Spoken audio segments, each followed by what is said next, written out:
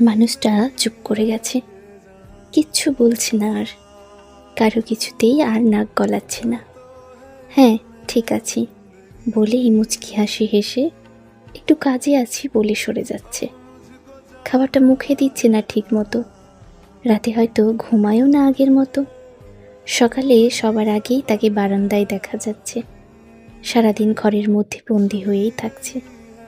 এমন হলে ওর সাথে চেঁচিয়ে কথা না বলে একটু পাশে গিয়ে বসো, মাথাটা টেনে নিয়ে কাঁধে শুইয়ে দাও, চুলে হাত বোলাতে বোলাতে বলো, ভয় পাস না, আমি আছি।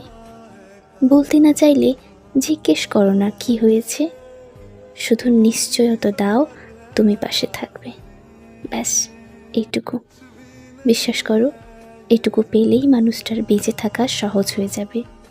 আজকাল যে বেঁচে থাকার বড্ড অভাব দেখা দিচ্ছে।